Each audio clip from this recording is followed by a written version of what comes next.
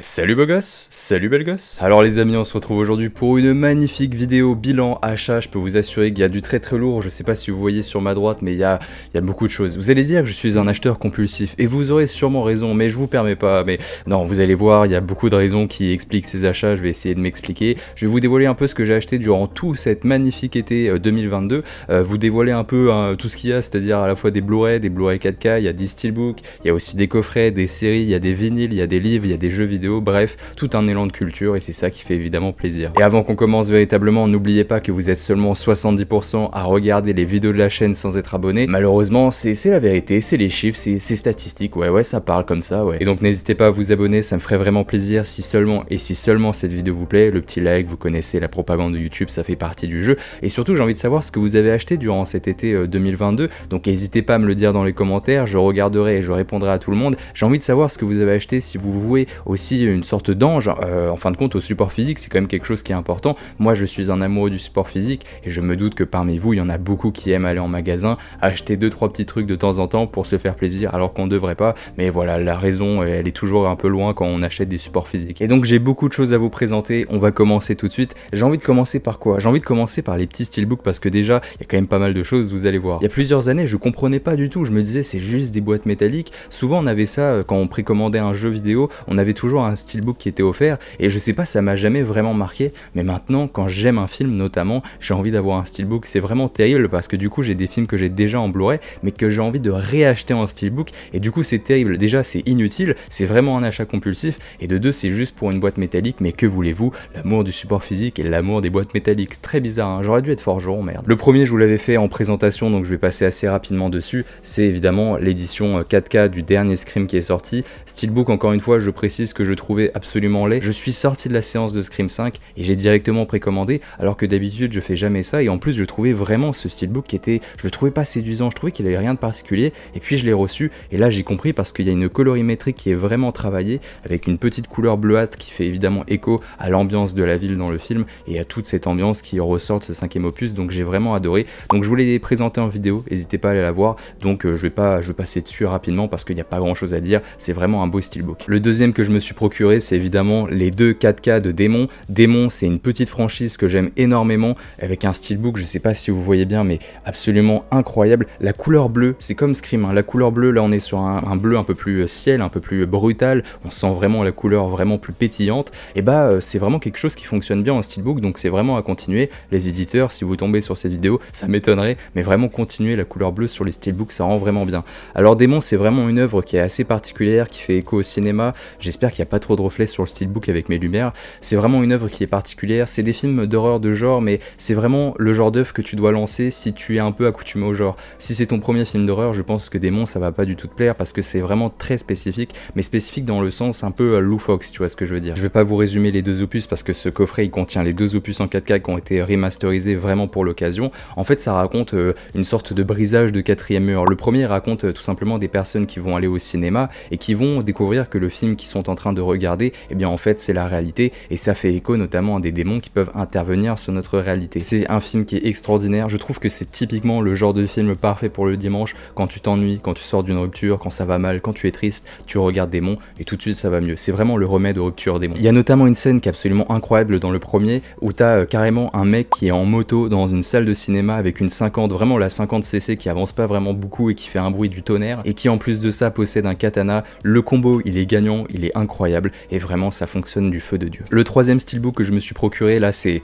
Gucci, c'est vraiment mon amour pour cette année, vraiment l'amour cinéphile que j'ai ressenti cette année, c'est par rapport à ce film. Pour le moment il y en a eu un deuxième, c'est notamment avec Nope de Jordan Peele. C'est évidemment le steelbook de Batman que je me suis procuré, je me devais, vous savez mon amour pour ce film si vous avez vu mes deux vidéos sur la chaîne à propos de Batman, The Batman pardon, je dis toujours Batman mais c'est The Batman, et je l'ai toujours pas ouvert mais j'ose pas parce que j'aime bien aussi, ça c'est une manie avec mes steelbooks, encore une deuxième manie qui est un peu bizarre mais j'aime bien les conserver sous blister. J'ai pas encore acheté de boîte pour protéger mes steelbooks et tant que j'ai pas reçu les boîtes je les laisse encore une fois sous blister. Ça n'a aucun sens, hein. Un film c'est fait pour être regardé. Il y a même un éditeur qui s'appelle Le Chat qui fume qui est un éditeur français que j'aime vraiment beaucoup. Il dit mais en fait on s'en fout des boîtes, on fait des boîtes jolies pour vous faire plaisir mais en fait ce qui compte c'est ce qu'il y a sur la galette, et je partage totalement cette vision et en même temps je la partage pas parce que du coup bah j'ose pas les ouvrir parce que j'ai pas envie d'abîmer mes steelbooks. Et du coup on se retrouve avec The Batman, un steelbook magnifique édition Fnac.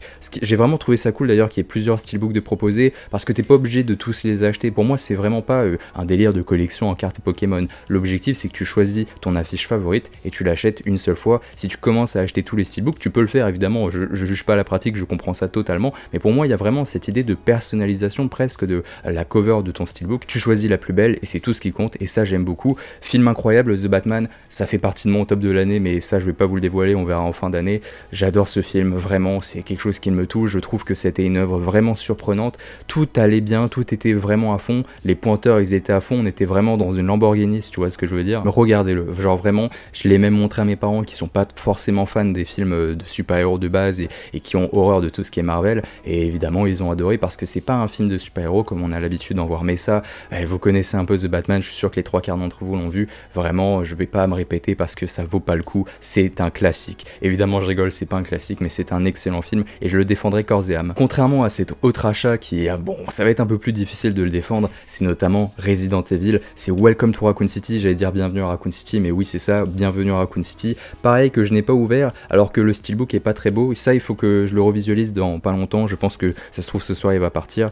Écoutez, je suis un énorme fan de Resident Evil, mais alors j'avoue que ce film-là, il est pas terrible, mais en fait, attendez, je vais montrer tout de suite. Je me suis procuré en fait l'intégrale avec Alice de Resident Evil au cinéma, les premiers films Resident Evil en 4K. Je me suis procuré l'intégrale et du coup, je me suis dit, quitte à avoir l'intégrale, autant tous les avoir. Je vous le montre dans le mauvais sens. Et c'est intéressant parce que ça va me permettre également de visualiser l'évolution de la saga. Ce qui est fou avec Resident Evil, avec Mila Jovovich, c'est que c'est des films qui ont été décimés, c'est des films qui ont été vraiment critiqués à cette époque. C'était même la honte de dire qu'on aimait ces films. Moi, je les aime pas tous. J'aime beaucoup Afterlife et le premier Resident Evil, qui sont pour moi vraiment d'excellents films. Le premier Resident Evil, il a vraiment quelque chose qui est inédit, je trouve, dans les films de zombies, même dans le paysage horrifique. Et Resident Evil Afterlife, c'est vraiment une évolution nécessaire, qui est vraiment bonne, qui fonctionne très bien. Un film d'action comme on n'en fait plus en fin de compte. Et puis même Retribution, qui est beaucoup critiqué, moi ça fait partie de mes préférés. Donc j'ai vraiment 3 films Resident Evil avec Mila Jovovich que j'aime beaucoup, et 3 autres où je suis un peu plus dubitatif tout simplement. Et évidemment celui-là aussi je suis dubitatif.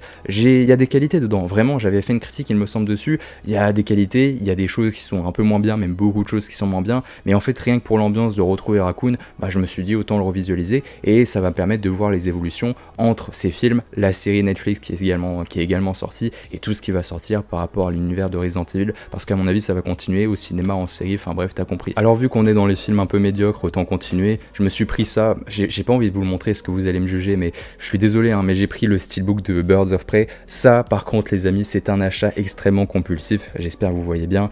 Birds of Prey, c'est un film que j'aime pas du tout, genre vraiment, c'est juste que je trouve le steelbook absolument incroyable. Vraiment, c'est un des plus beaux steelbooks je trouve, et il était pas cher, il était en promo, et donc je me suis dit bon autant le mettre dans la collection. Alors là c'est vraiment un délire de collectionneur, c'est même pas un film que j'aime, mais j'ai envie de l'avoir, je trouve le steelbook cool, et je vais me le remater parce que Birds of Prey, je vais lui laisser une seconde chance. J'ai pas passé un bon moment dessus la première fois, j'ai trouvé que c'était un peu plus ridicule, et qu'il y avait quand même mieux à faire, surtout avec cette actrice qui joue Harley Quinn, qui est vraiment une bonne actrice, qui interprète bien le rôle. J'aurais aimé voir une Harley Quinn un peu plus dark avec elle, je suis sûr qu'elle aurait vraiment géré, mais c'est ce qu'on n'a pas eu avec Birds of Prey. Mais le steelbook et tout le packaging est vraiment sympa, je vous le montrerai un jour en photo, vous allez voir, vous allez aussi tomber sous le charme. On va passer évidemment sur du plus sérieux, avec notamment le steelbook de Malignante. Regardez-moi ce petit bijou. Malignante a pas eu beaucoup de sorties françaises, alors je crois qu'il est sorti en France, c'est le film de James Wan, le dernier film d'horreur de James Wan.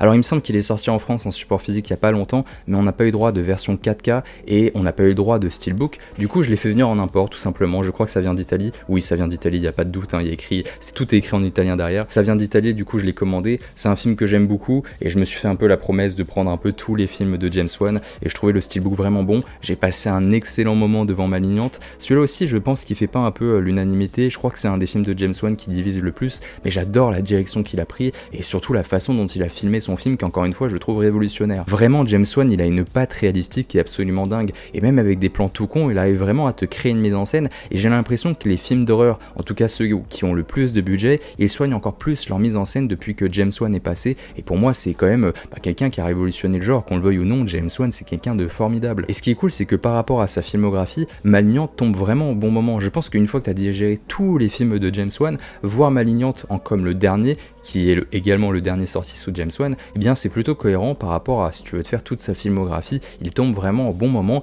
et je sais pas, moi je l'ai vraiment pris comme une bouche d'air frais par rapport à l'ensemble de sa réalisation de base, par rapport à Conjuring, par rapport à Insidious et j'en passe. Dead Silence aussi, j'oublie Dead Silence toujours, mais c'est un petit bijou, un petit chef-d'œuvre, également le premier Saw, faut pas oublier, mais ce mec là a fait des films absolument incroyables, et une fois que tu as visualisé tous ces films là qu'il a fait, tu regardes Malignante et tu comprends et tu constates l'évolution. Encore une fois, soit tu montes dans le navire, soit tu montes pas dans le navire, mais au moins tu auras tenté l'expérience, et c'est ça qui est magnifique, et c'est ça qu'il faut tout le temps faire, mais vraiment laissez-vous tenter par des surprises et des films qui vous attirent pas forcément, peut-être qu'il y aura quelque chose vraiment de magique au bout du compte. Alors là, ça va être absolument magique. Là, je vais vous présenter des achats, vous allez sûrement vous dire, mais Romain, mais putain, mais ça fait tellement longtemps que tu aimes ce film, tellement longtemps que tu le défends, et tu l'avais pas du tout acheté. Et ben non, je l'avais pas acheté encore, mais parce que j'attendais quelque chose, et là, il va y avoir une anecdote au bout du compte, et c'est ça qui est magnifique, et c'est ça qu'on veut dans ce type de vidéo. C'est évidemment le steelbook de Halloween Kills. Alors ça, c'est absolument dingue, c'est-à-dire que en gros, j'ai acheté en gros les deux versions. J'ai acheté le 4K et le steelbook qui est cette fois-ci une édition en Blu-ray. En gros, j'ai pas précommandé le steelbook de Halloween Kills, mais je savais qu'en plus que ça allait partir et je le trouvais absolument magnifique. Je trouve que vraiment c'est un steelbook qui a de la gueule, qui est un peu différent de ce qu'on a l'habitude de voir et qui a vraiment, je trouve que ça colle parfaitement au film en fin de compte. Sauf qu'évidemment le steelbook il est en rupture de stock absolument partout, y compris le jour de la sortie, c'est-à-dire qu'il sort un peu tôt cette année, il est déjà plus en stock. La seule chance pour l'avoir c'est d'aller en magasin. Alors moi je vais à la Fnac, je prends ma petite voiture, je suis un peu bourré, je perds mon permis entre temps, mais bon, rien de grave, je connais le flic du coin. Donc je vais à la Fnac en titubant un peu, et là, il reste un steelbook. Genre vraiment, il reste un steelbook, il était à moitié caché. Ça a l'air d'être une histoire qui est totalement fausse, mais le pire, c'est que c'est vraiment vrai. Comptez juste prendre le Halloween Kills en 4K, et en fait, il restait encore le steelbook. Sauf qu'il restait le steelbook en Blu-ray. Et moi, vous savez, j'aime bien un peu le support physique en 4K parce que j'ai une télé, que je peux en profiter, le HDR, etc. Et j'aime le confort du 4K maintenant, en fin de compte. Et donc, évidemment, c'était un énorme dilemme, et j'ai évidemment pris les deux. Celui-là, je vais même pas l'ouvrir. Pour moi, c'est une pièce maîtresse dans la collection. Je vais le laisser sous blister.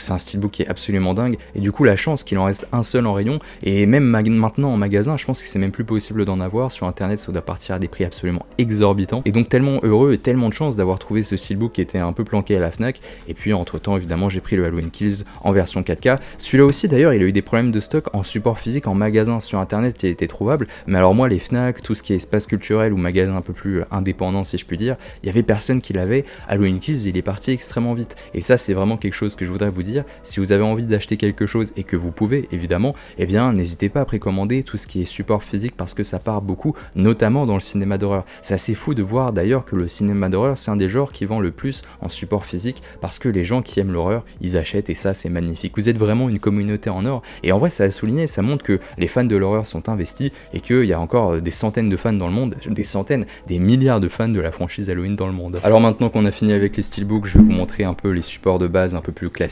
Et je vais commencer par mon film de l'année dernière. C'est sûrement la meilleure expérience que j'ai vécue au cinéma l'année dernière, avec évidemment Last Night in Soho en 4K.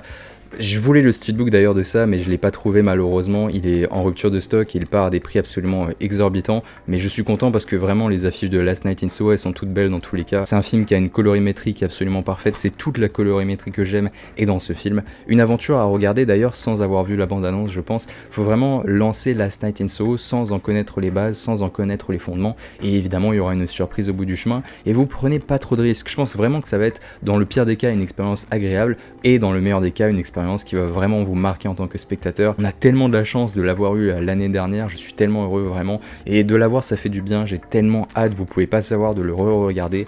Expérience de l'année dernière, je le répète mais regardez-le vraiment, c'est un devoir de citoyen quoi. Et je me suis également procuré un film qui peut se rapprocher. On va dire que quand tu commences avec Last Night in Soho, le prochain film que tu dois regarder c'est évidemment Suspiria de Dario Argento. Quel classique, et en fait je suis tombé amoureux de cette couverture. Enfin je trouve vraiment que la face avant résume parfaitement le film, avec cette scène légendaire qui se déroule à la fin du film quand elle affronte la sorcière. C'est du spoil, excusez-moi c'est du spoil, oui je suis désolé, mais vous inquiétez pas, vous pouvez connaître l'histoire de base. Ce qui compte dans Suspiria ce n'est pas du tout l'histoire, c'est la réalisation, la mise en scène, vraiment c'est ça qui est important. C'est à dire que vous aurez pu me spoiler absolument tout le film, c'est pas ça qui compte dans Suspiria. Donc au pire des cas vous regardez-le si vous le connaissez pas, mais je pense que vous êtes beaucoup à le connaître. Grand classique, on dit que ça fait partie des 100 meilleurs films d'horreur au monde, à mon avis il est facilement dans le top 10. C'est un film que j'aime tellement, que j'ai jamais acheté en Blu-ray, etc. Et je me suis dit, je l'ai vu en rayon, je me suis dit mais c'est le moment ou jamais, j'ai envie de le regarder. En plus en été et tout, ça fait du bien. Quand il fait trop chaud, tu regardes Suspiria, ça fait vraiment du bien. Vous l'aurez compris, c'est une histoire de sorcière, mais je vous en dévoile pas trop parce que j'ai terminé à l'instant une vidéo sur ce magnifique film qui arrivera dans pas longtemps, c'est promis. Cette année, on a également eu la sortie de The Northman, et évidemment, j'étais obligé de m'acheter tous ces films. J'avais déjà The Witch et du coup, je me suis procuré The Lighthouse, réalisé par Robert Eggers, un réalisateur absolument talentueux. The Lighthouse, ça reste un peu mon film préféré, je pense, de cet artiste. J'ai même pas envie de dire que c'est un réalisateur. Pour moi, Robert Eggers, c'est vraiment un artiste absolument somptueux, hein. The Lighthouse, c'est vraiment un film qui est vraiment cool. Jaquette, encore une fois, et simplicité, mais vraiment, vous voyez, on résume tout le film. Quand tu l'as pas vu, ça te donne envie de le voir, et quand tu l'as vu, tu comprends un peu tout comment cela fonctionne, avec ce phare centré. J'espère que vous voyez bien encore une fois, mais c'est une boîte simpliste, hein. Je vais l'ouvrir sans trop de faire de bruit, c'est pas de la ASMR mais presque. Et donc vous voyez, il y a absolument rien, hein. C'est juste une petite jaquette avec la couleur grise, mais ça fonctionne du feu de Dieu et j'en suis très heureux. J'adore le support physique et je sais que je suis pas le seul, mais je pense qu'il faut le dire, il faut vraiment le proclamer parce que c'est important. The Lighthouse, c'est l'histoire presque Lovecraftien. Là aussi, j'ai fini une vidéo là-dessus qui va arriver, je pense, au mois de septembre. Un film un peu Lovecraftien, j'aime bien le résumer ainsi parce que on comprend pas ce qu'est véritablement la menace et jusqu'à la fin, on comprend pas véritablement, mais il y a quelque chose qui pèse sur nos personnages, notamment sur le personnage incarné par Robert Pattinson qui plonge au fur et à mesure de la folie. Et donc l'enjeu du film, c'est tout simplement des gardiens de phare qui sont un peu isolés dans cette petite île. Est-ce qu'ils vont supporter l'isolation ou est-ce qu'il y a quelque chose d'autre qui va faire plonger notamment le personnage de Robert Pattinson dans une espèce de folie où voilà, encore une fois, on sait pas trop. Et c'est ça aussi tout l'enjeu du film, d'essayer de vous induire en erreur, j'ai l'impression à certains moments, ou au contraire d'essayer de vous mener sur des pistes réelles qu'on ne croit pas. Bref, il faut regarder The Lighthouse. Encore une fois, ne regardez pas la bande-annonce. Je crois que j'ai jamais vu une bande-annonce de The Lighthouse. Regardez pas la bande-annonce parce que ça se trouve ça spoil un peu, mais il faut vraiment rentrer en douceur et en énigme dans cette œuvre et vous allez en ressortir surpris. Pour moi, c'est vraiment l'enjeu des supports physiques et de tout ce qui est aussi au cinéma. Évitez de regarder parfois les bandes-annonces, sauf quand vous êtes vraiment hype, hein. Je vous dis ça, mais regardez pour Halloween Kills, j'ai regardé la bande-annonce et même pour Halloween Ends, mais dans la majorité des cas, j'aime bien garder un peu de suspens, ne pas vraiment savoir ce que je vais voir et de me lancer en profondeur dedans et avec vraiment que des questions en bonne course et essayer d'avoir des réponses au fur et à mesure du visionnage. Je pense que c'est quelque chose d'important. D'avoir la surprise au bout de la langue, ce petit goût acidulé, ça fait toujours du bien. Bon, un style complètement différent, Piranha 3D. Bon, est-ce que j'ai besoin de présenter cette œuvre? Je ne pense pas. Fait par le somptueux Alexandre Aja, Alexandre Hara, je sais pas comment on dit, je sais que c'est Alexandre Aja, mais j'aime bien dire Alexandre Hara en mode espagnol, je sais pas, c'est piquant, tu vois ce que je veux dire. Film somptueux, et c'est un film d'horreur qui est absolument parfait pour l'été, et je l'ai pris parce que déjà j'aime beaucoup, et j'ai envie d'avoir tous les projets d'Alexandre Aja, qui est pour moi un réalisateur vraiment talentueux, et qui a fait des films que j'aurais aimé réaliser en fin de compte. Évidemment, il y a Piranha 3D, avec ce petit, je sais plus comment on appelle ça, cet effet 3D,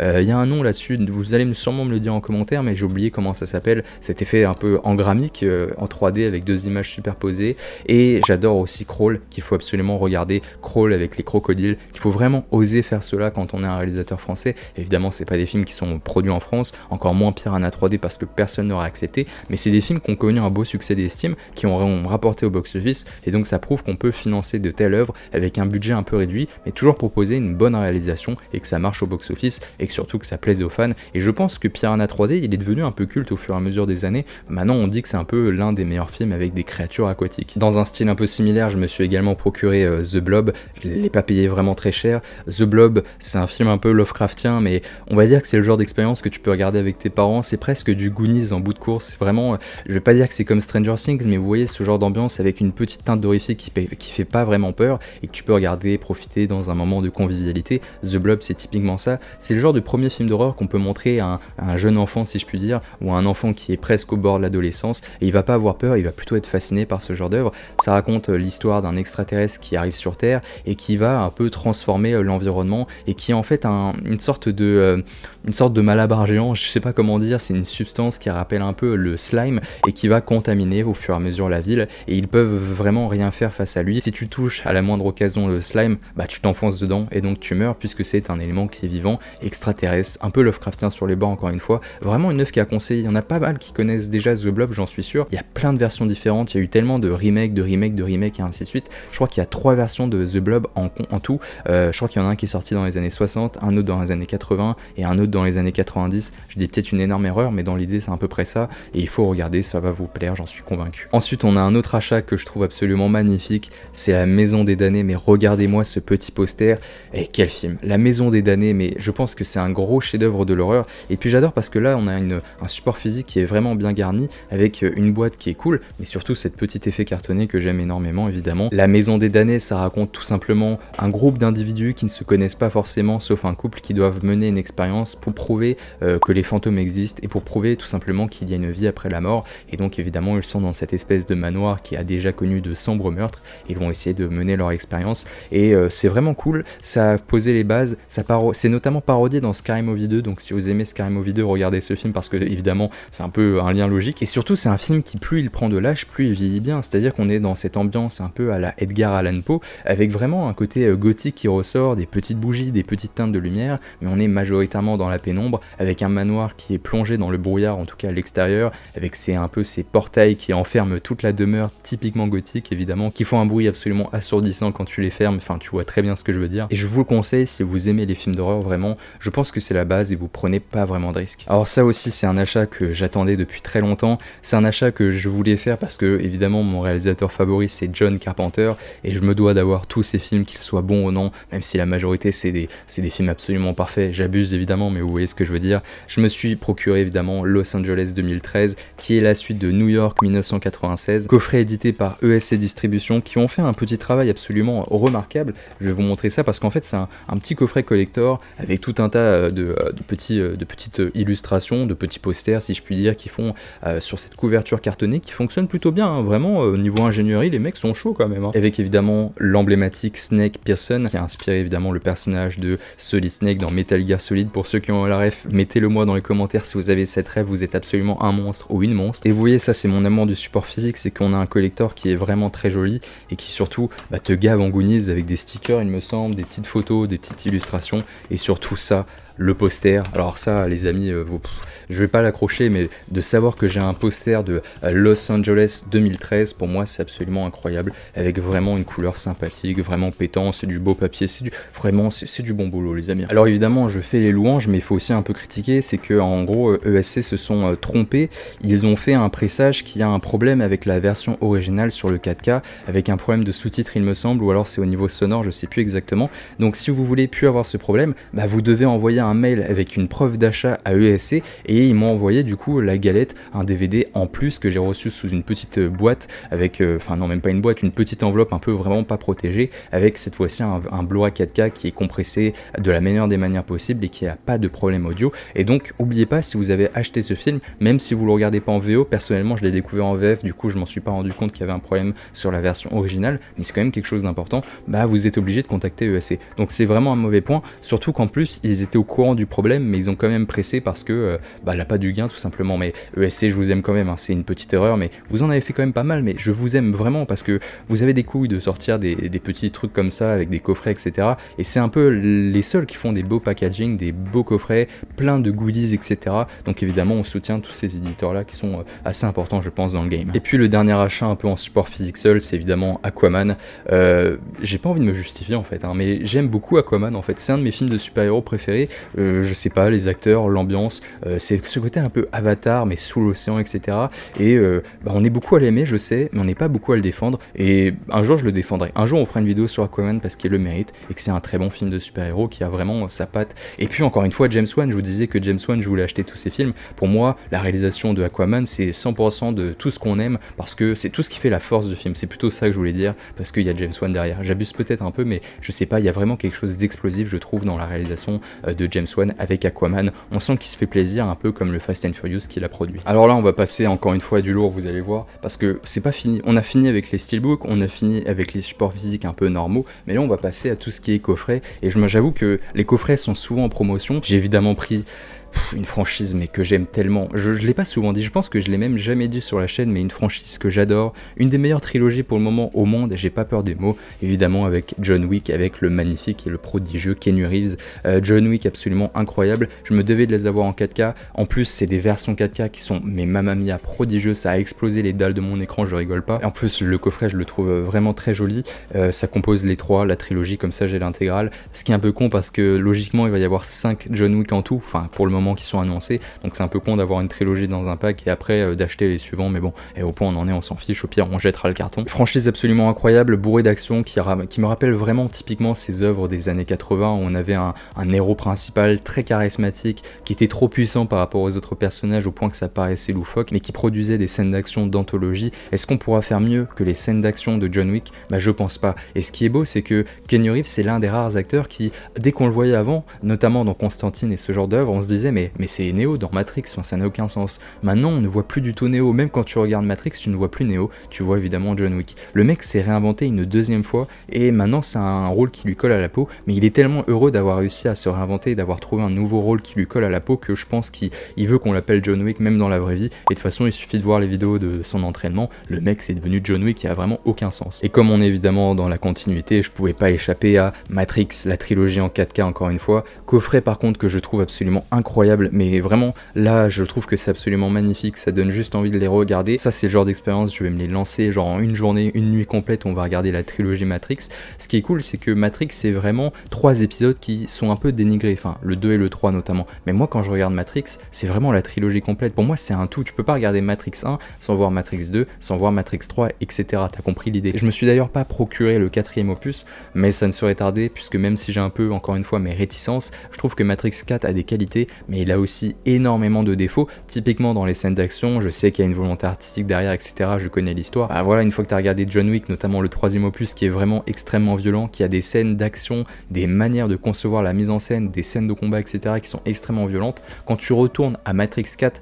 et même un peu aux anciens Matrix, c'est vrai que ça a pris, je mets bien de gros guillemets là-dessus, un tout petit coup de vieux, mais prodigieux, l'une des meilleures trilogies des années 2000, sans doute la meilleure, en tout cas de mon côté évidemment, c'est toujours personnel ce que je vous dis, à regarder absolument, chef-d'œuvre, même pas incompris, mais si un peu incompris parce que les 2 et 3 sont dénigrés, je comprends pas pourquoi, pour moi c'est vraiment une trilogie qui se suffit à elle-même. Ensuite on se retrouve avec quelque chose de totalement différent, c'est 2 coffrets qui regroupent tout simplement uniquement des films d'horreur. J'adore ce genre de coffret qui regroupe des films d'horreur totalement différents, parce que là tu vois t'as 6 films d'horreur, non t'en as plus 1, 2, 3, 4, 5, 6, non t'en as 6, là t'en as 4, et je suis en train de compter, laissez-moi un peu faire. Ça veut dire que t'achètes un coffret où là t'as 4 films et là où t'en as 6, ça se trouve t'en connais aucun, ça se trouve t'en connais un seul, et tu vas lancer les autres, tu ne sais pas ce qu'il y a dedans. Vous voyez encore une fois cette idée de surprise, t'achètes un coffret parce que je sais pas, il y a Get Out dedans, il te plaît Get Out, et du coup tu peux découvrir The Visit, Split, Halloween, Invisible Man ou encore The Hunt, et peut-être que tu ne connais pas ces films, ne regarde pas la bande-annonce, et puis voilà, ça permet d'avoir un échange de culture, de surprise encore une fois qui est très important.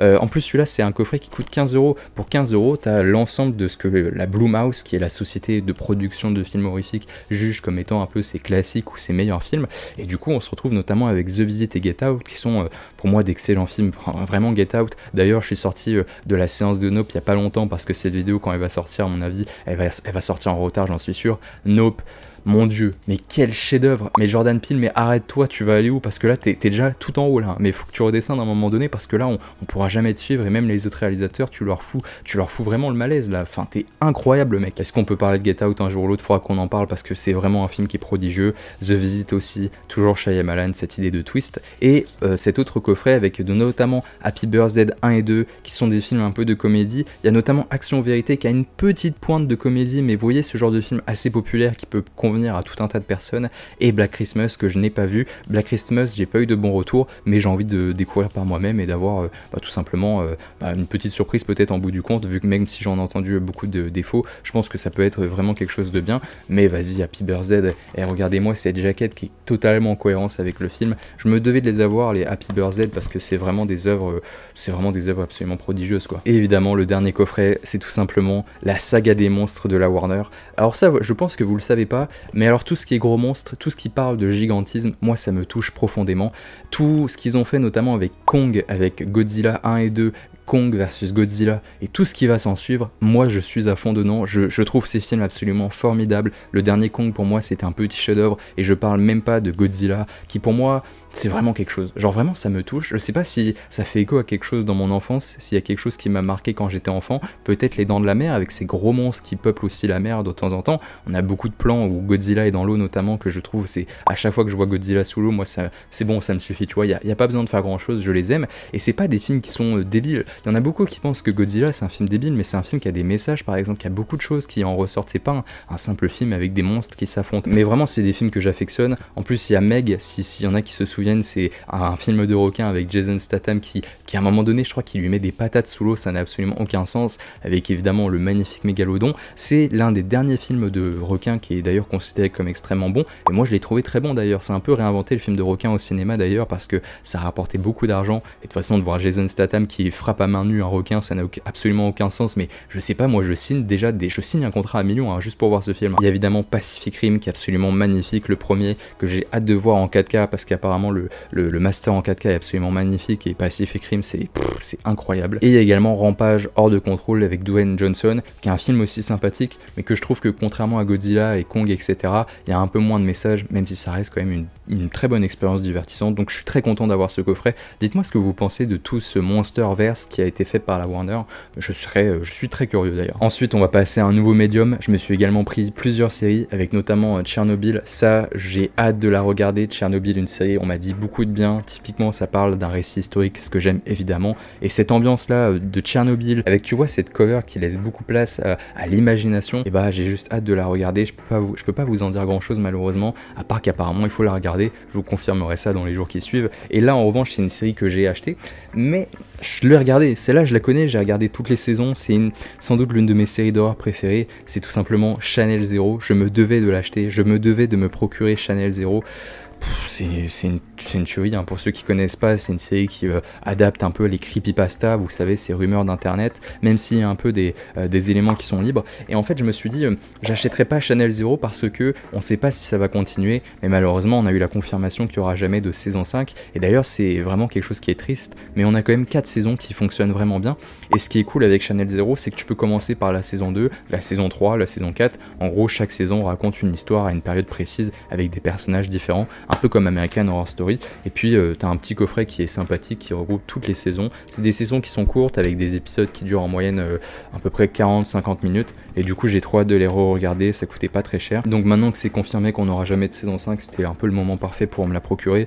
En plus c'est une série qui est vraiment différente, c'est à dire qu'on peut se dire c'est encore une fois une sorte d'American Horror Story, mais c'est complètement différent d'American Horror Story. Vous voyez avec ce genre de photos, il y a un petit fascicule avec plein d'images, plein d'éléments qui vous racontent un peu comment ils ont produit. C'est une série qui fait beaucoup peur, c'est-à-dire qu'on est dans une peur un peu différente, là où American Horror Story est plus dans de l'horreur un peu, comment on pourrait dire ça, brutal, dérangeant.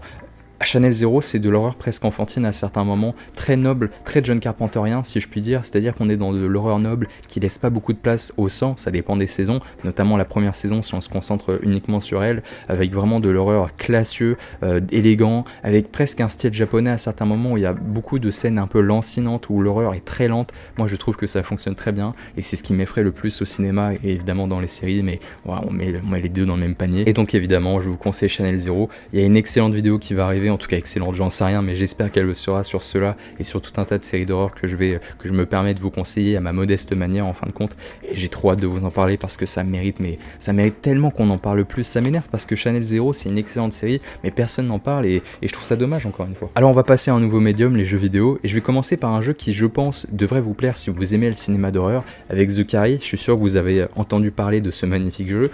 On est dans un jeu assez narratif où vous avez des choix à faire, vous êtes avec tout un tas de protagonistes qui sont dans un camp qui rappelle évidemment le camp de vacances de Vendredi 13. Évidemment il y a tout un tas de références aux films d'horreur, et en plus il y a même Dewey, l'acteur qui joue Dewey dedans dans le jeu, donc c'est quand même quelque chose de fou. Vous voyez ce genre de clin d'œil qui fait vraiment plaisir. C'est un jeu qui se suit un peu comme un film, il me semble que ça dure à peu près 10 heures, et pendant 10 heures vous devez essayer de sauver vos personnages, ou au contraire de les tuer si vous voulez qu'ils meurent. Mais vous avez compris, c'est un jeu qui se laisse regarder, qui fait plaisir et qui permet de passer un bon moment de frayeur et surtout de détente, et c'est ça qu'on souhaite. Contrairement au deuxième qui est un choix complètement différent, j'ai évidemment pris le Cyberpunk pour ceux qui connaissent. Je l'ai terminé, ça fait longtemps que je l'ai et je voulais vous le montrer parce que je voulais en parler, mais Cyberpunk, est-ce qu'on pourrait mettre un peu plus d'honneur dessus, parce que j'ai pas vécu du coup le lancement qui était catastrophique, mais mon dieu quand je l'ai terminé là c'était une énorme gifle, hein, mais vraiment une gifle. J'ai jamais vu, je pense, dans toute ma vie, dans tous les jeux vidéo qui existent sur Terre, je n'ai jamais vu des personnages aussi réalistes de ma vie, mais pas graphiquement mais humainement. Vraiment leur caractère, je me suis attaché à eux. eux. Je me suis attaché à tout un tas de personnages secondaires qui avaient vraiment une personnalité qui était propre. Je commençais presque à les juger, à les aimer, à les détester, et ça a été une immense gifle. Et au moment où c'était absolument parfait, le jeu se termine et ça m'a laissé un énorme vide en fait. Vraiment, quand j'ai fini Cyberpunk, je me suis dit pendant une semaine, mais qu'est-ce que je vais faire? Vous voyez ce genre d'œuvre qui est tellement forte que t'as plus envie de jouer à des jeux vidéo, que t'as plus envie de regarder le moindre livre, ou plutôt de lire le moindre livre, et que t'as plus envie également de regarder des jeux et de regarder des films, pardon, je m'embourbe un peu, mais vous avez compris l'idée. Quand j'avais plus envie de rien faire en fait à cause de Cyberpunk, tellement que ça m'a marqué. Donc un jeu qui a été compliqué, c'est tellement décevant de voir que le lancement a été catastrophique, parce que s'il n'y avait pas eu ce lancement catastrophique, si le jeu était sorti tel qu'il est aujourd'hui, la masterclass, on se serait tous pris une gifle, et même moi je l'aurais acheté Day One du coup, parce que c'est un jeu que j'attendais beaucoup, parce que évidemment il y a CD Projekt, mais toute l'ambiance Cyberpunk qui rappelle évidemment Blade Runner et un peu toutes ces œuvres un peu gigantesques qu'il y a, et là c'est un peu le cliché en fin de compte du cyberpunk et de tout ce genre et de ce courant artistique, et tellement déçu qu'il y a eu le lancement catastrophique, parce que un jeu monstrueux qui a vraiment beaucoup d'émotions et qui pue l'art. J'ai juste envie de dire ça, c'est un jeu qui pue l'art du début à la fin, et c'est dommage qu'il ait été confronté à ce genre de problème un peu économique, qui évidemment le capitalisme, etc. T'as compris l'idée. On va terminer avec des livres et des vinyles. Je vais commencer par les vinyles. Alors ça, pour les connaisseurs, je sais pas si vous avez remarqué, mais alors ça, ceux qui connaissent ça, vous êtes vraiment des monstres. C'est le vinyle du premier jeu Resident Evil. Je fais genre comme si personne connaissait, alors que je sais très bien, je fais exprès, je sais que vous connaissez Resident Evil. C'est la bande originale du jeu vidéo Resident Evil, mais le Rebirth, donc le Rebirth, j'ai un accent anglais de pacotille, le Rebirth, qui est donc le jeu qui était sorti premièrement sur GameCube et qui a été évidemment remasterisé sur PS4, Xbox One, PS5, Xbox Series X, etc. Vous pouvez même y jouer sur GameCube, hein. Si vous trouvez une GameCube, mais lancez-le, je vous assure que ça n'a pas vieilli, évidemment, absolument magnifique. Je trouve que c'est sûrement l'un de mes Resident Evil préférés, le Resident Evil Rebirth, pardon, j'ai failli défoncer mon micro. Il y a même des chansons que je mets pour travailler, parce qu'en fait il y a presque une ambiance, à certains moments, on frôle l'ambiance sonore de Silent Hill, avec notamment Akira Yamaoka, qui est donc celui qui fait les bandes sonores de Silent Hill. On n'est pas aussi à son niveau, on n'est pas aussi loin dans la façon de produire de la musique, mais je trouve que ce Rebirth, ce Resident Evil Rebirth, qui est donc le premier, il a vraiment une bande sonore absolument magnifique. J'ai également eu un cadeau qu'une personne m'a fait, qui m'a offert tout simplement le vinyle de Stranger Things, la saison 3. Je trouve que les musiques de la saison 3, elles sont absolument incroyables, je trouve que c'est les meilleures en fin de compte, même si la saison 4 se débrouillait vraiment bien, mais je trouve que déjà en plus, regardez-moi ce packaging absolument magnifique, et en plus ces 4 vinyles qui sont vraiment très beaux.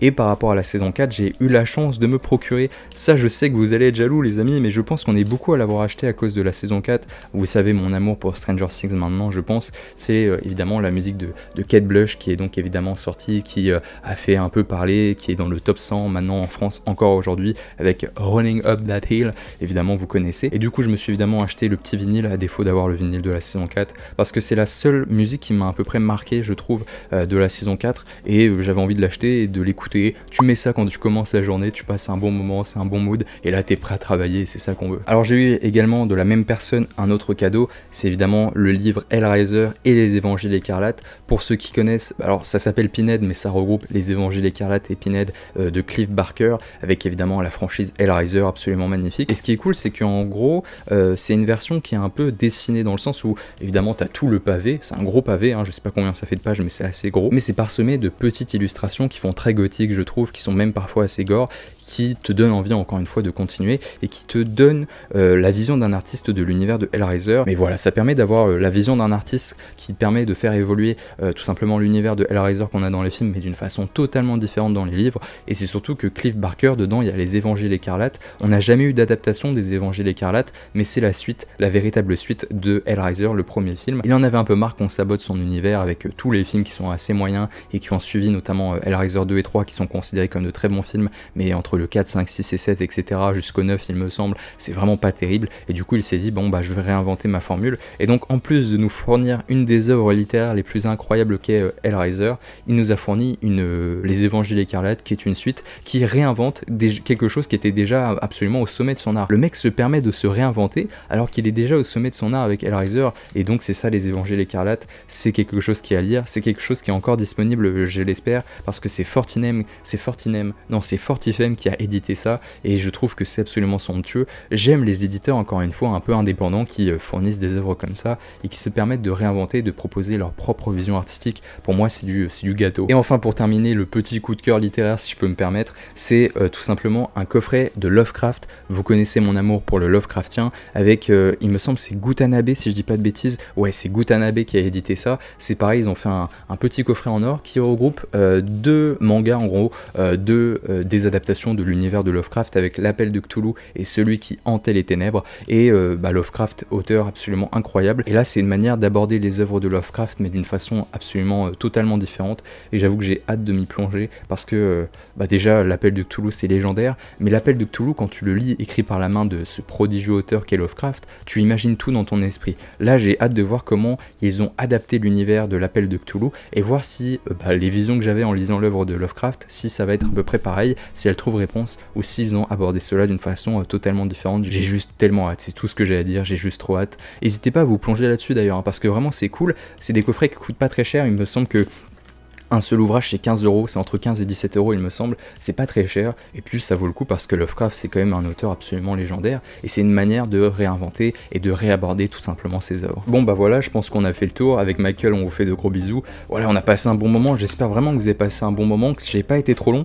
En général quand j'ai pas de fil ou de texte ou de fil conducteur à suivre, je suis un peu en train de parler un peu pour rien de temps en temps, donc n'hésitez pas à me le dire dans les commentaires, et n'hésitez pas à m'en coller une, je le mérite totalement. N'hésitez pas à vous abonner, liker, partager, vous connaissez la propagande de YouTube, et surtout, je le répète, n'hésitez pas à me dire dans les commentaires ce que vous avez acheté, je suis très curieux et j'ai hâte de savoir aussi ce que vous avez fait pour compléter vos magnifiques collections, tout simplement. C'est ça qui est cool, de se faire plaisir, c'est important les amis, genre vraiment, ça a l'air d'être con, mais des fois faites-vous du bien. Si vous avez envie d'acheter quelque chose, n'hésitez pas à vous rendre en magasin, de prendre la tranche d'un DVD, d'un livre, d'un vêtement, qu'importe, une paire de chaussures, une belle paire de baskets Nike ou Adidas, faites-vous plaisir, même Michael il vous le dit, hein, tu le dis, hein, oui tu le dis. Et puis je vous fais de gros bisous, prenez soin de vous, à la prochaine, c'était Romain, un immense honneur de passer un petit moment avec vous. Mouah, ciao bene les amis, on se retrouve très bientôt, c'est promis.